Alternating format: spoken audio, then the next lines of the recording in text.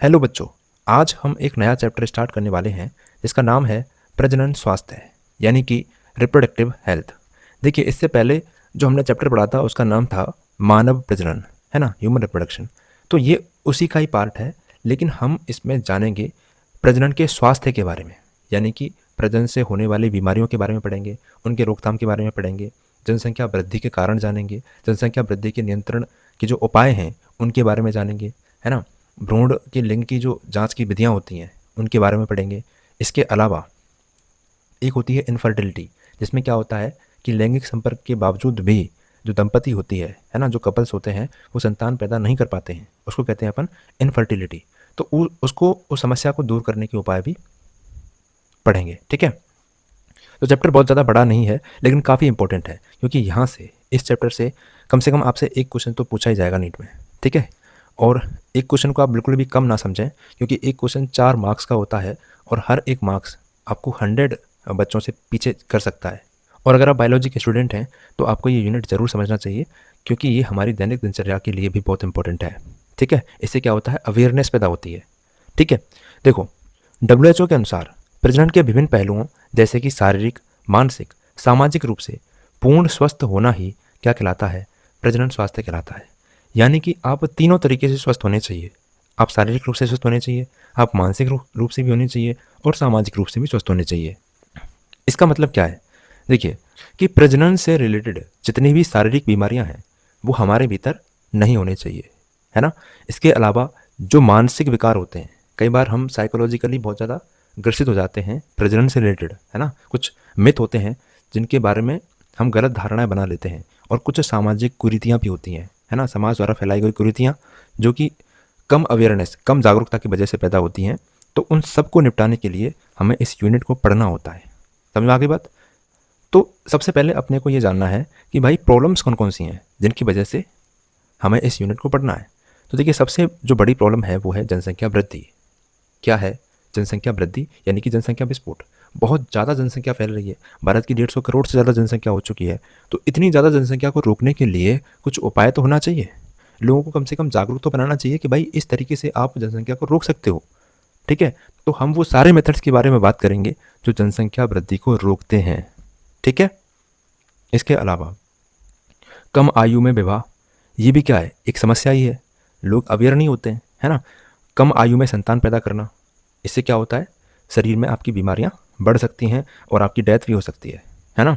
जनन स्वास्थ्य की कम जागरूकता है, सामाजिक कुरीतियां हैं, गलत धारणा है। तो इन सब को हटाने के लिए हमें रिप्रोडक्टिव हेल्थ के बारे में ज़रूर जानना पड़ेगा। देखिए, अब अपन बात करते हैं कि भारत में उठाए गए कौन कौन से कदम हैं रिप्रोडक्टिव हेल्थ को लेकर के। देखिए, 1951 में परिवार नियोजन कार्यक्रम की शुरुआत की गई। किसकी शुरुआत की गई, परिवार नियोजन कार्यक्रम की। ये ध्यान रखना है आपको, क्वेश्चन पूछ लेते हैं, ठीक है। तो ये किसके लिए किया गया था, जनसंख्या नियंत्रण के लिए। इसके अलावा और क्या किया है सरकार ने, reproductive and child health programme की शुरुआत की गई है ना। स्वस्थ समाज की स्थापना के लिए क्या शुरुआत की गई थी, reproductive and child health programme की।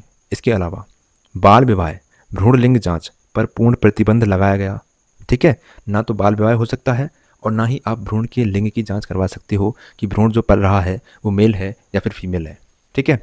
इसके अलावा सेक्स एजुकेशन एवं जागरूकता फैलाना, ये भी सरकार के द्वारा चलाया गया है। तो ये सभी जो हैं प्रोग्राम चलाए गए हैं सरकार के द्वारा, जो कि काफ़ी अच्छी बात है, ठीक है। इनमें से आपको 2 ये इंपॉर्टेंट है, ठीक है, इनको ध्यान रखना है। समझ आ गई बात। अब चलिए, अच्छा, जनसंख्या वृद्धि क्या होता है। जनसंख्या वृद्धि या जनसंख्या विस्फोट किसको कहते हैं, कि किसी क्षेत्र विशेष में, है ना, एक पर्टिकुलर एरिया में, एक पर्टिकुलर टाइम में, है ना, एक निश्चित समय में जनसंख्या का बढ़ना ही क्या कहलाता है, जनसंख्या वृद्धि कहलाता है, ठीक है। तो अगर जनसंख्या वृद्धि की दर की बात करें तो अकॉर्डिंग टू एनसीईआरटी 2011 में 1.63% की जनसंख्या वृद्धि दर बढ़ी थी, है ना, इतनी बढ़ोतरी देखने को मिली थी। और 2024 की बात करें तो यहाँ पर 1.2% बढ़ी है। इसका मतलब क्या है कि 2023 में अगर जनसंख्या 1 लाख थी, मान के चलो, तो 2024 में कितनी हो जाएगी, 1,01,200, है ना। तो इस तरीके से जो है जनसंख्या बढ़ी है। अच्छा, इस जनसंख्या विस्फोट के कारण कौन कौन से होते हैं। देखिए, जनसंख्या विस्फोट के बहुत सारे कारण हो सकते हैं, और कारण कुछ ऐसे भी हो सकते हैं कि लोगों को जितनी सुविधाएं मिल रही हैं, जनसंख्या में वृद्धि उतनी ज़्यादा बढ़ती जा रही है। पुराने टाइम पर जो बच्चे पैदा होते थे उनकी मृत्यु दर बहुत ज़्यादा होती थी, है ना। 5 बच्चे पैदा हुए तो उनमें से 3 मर जाते थे, है ना। लेकिन अभी के टाइम पर शिशु मृत्यु दर जो है वो बहुत कम हो चुकी है। 5 में से बहुत रेयर चांसेस हैं कि एक भी मर जाए, ठीक है। तो जो इन्फेंट मोर्टिलिटी रेट है ना वो बहुत ही कम हो चुकी है। साथ के साथ जन्म के टाइम पर माता भी कभी कभी उसकी डेथ हो जाती थी, तो उसकी रेट भी बहुत कम हो चुकी है, यानी कि मैटरनल मोर्टिलिटी रेट में भी गिरावट आई है। एमएमआर और आईएमआर ये दोनों ही कम हो चुके हैं, ठीक है। तो मैं जितना आपको बता रहा हूँ ना इतना ही कर लोगे तो सफिशिएंट है। यहीं से क्वेश्चन आपका बन जाएगा, इससे बाहर क्वेश्चन नहीं जाने वाला है, ठीक है। चाहे आप बोर्ड की तैयारी कर रहे हो या फिर नीट की प्रिपरेशन कर रहे हो, दोनों के लिए जितना मैंने बता दिया है सफिशिएंट है, ठीक है। इसके अलावा 1951 में परिवार नियोजन कार्यक्रम की शुरुआत की गई थी, ये मैंने अभी बताया था आपको, है ना। जिसे बाद में आरसीएच का नाम दे दिया गया। किसका नाम दे दिया गया? आरसीएच।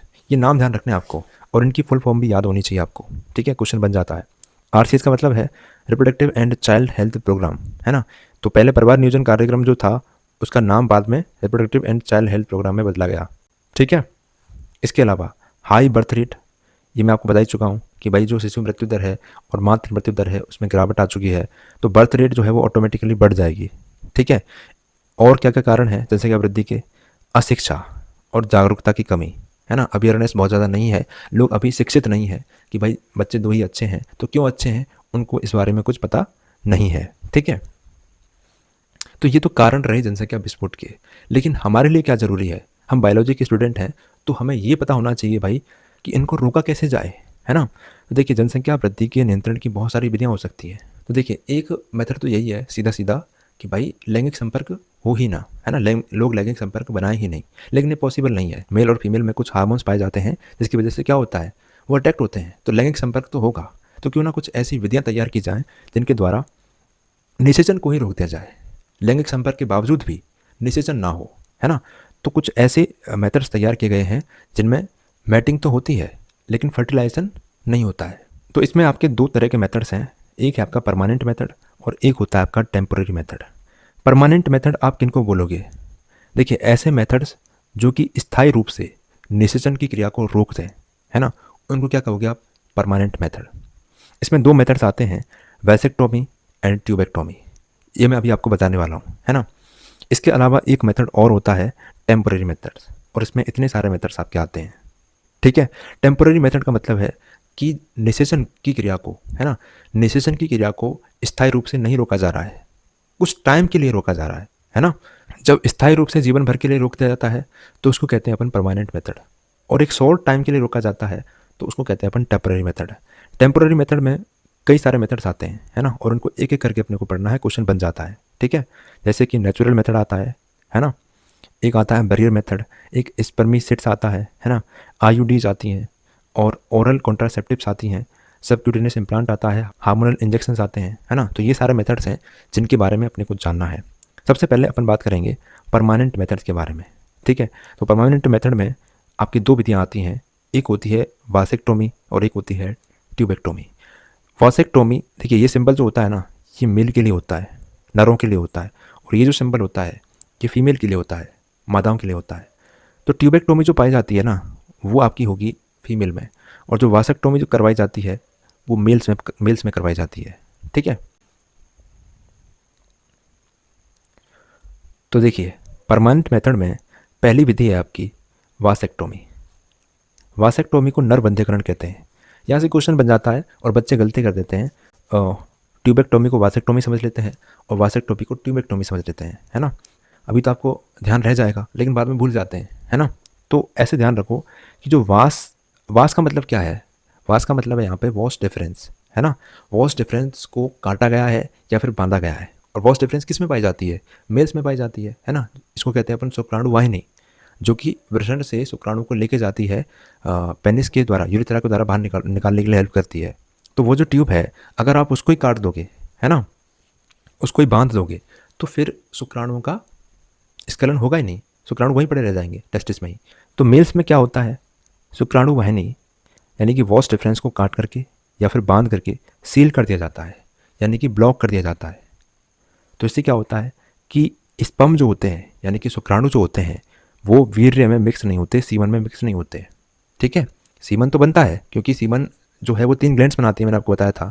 एक होती है आपके पास में प्रोस्टेट ग्लैंड, एक होती है बाल यूरेथ्रल ग्लैंड और एक होती है सेमिनल वेसिकल, है ना। ये तीनों ग्लैंड्स जो होती हैं अपना स्राव मुक्त करती हैं, जिसको अपन सीमन कहते हैं। तो सीमन तो बनेगा लेकिन शुक्राणु नहीं होंगे सीमन में, है ना, स्पर्म नहीं होंगे। समझ में आ रही बात। और एक होता है आपका ट्यूबेक्टोमी, यानी कि मादा बंधीकरण। तो ट्यूब का मतलब क्या होता है यहाँ पर? ट्यूब का मतलब है फैलोपियन ट्यूब, है ना। ट्यूब का मतलब क्या है? फैलोपियन ट्यूब, अंडवाहिनी। तो जब अंडवाहिनी को आप काट करके या बांध करके ब्लॉक कर देंगे तो उसको कहते हैं अपन मादा बंधीकरण। फैलोपियन ट्यूब को काट करके या बांध करके ब्लॉक कर दिया जाता है, ठीक है। जिससे क्या होता है कि ओवम जो है वो स्पर्म के साथ नहीं मिलेगा, फैलोपियन ट्यूब में ही अटका रह गया। और स्पर्म कहाँ पर पहुँचते हैं? आपको पता है फैलोपियन ट्यूब में पहुँचते हैं तो दोनों मिल ही नहीं पाएंगे, है ना, बीच में ब्लॉक आ जाएगा। इसकी वजह से क्या होगा? निषेचन नहीं होगा। और जब निषेचन नहीं होगा तो आरोपण भी नहीं होगा। आरोपण नहीं होगा तो भ्रूण का विकास नहीं होगा। भ्रूण का विकास नहीं होगा तो फिर बच्चे का जन्म होगा ही नहीं। और जब बच्चे का जन्म नहीं होगा तो जनसंख्या ऑटोमेटिकली रुक जाएगी। तो ये आपके 2 मेथड्स हैं, है ना, परमानेंट मेथड कहते हैं इनको। और इसके अलावा कुछ टेम्पररी मेथड्स भी होते हैं जो कुछ टाइम के लिए यूज़ किए जाते हैं, है ना। तो इनको अपन नेक्स्ट क्लास में डिस्कस करेंगे।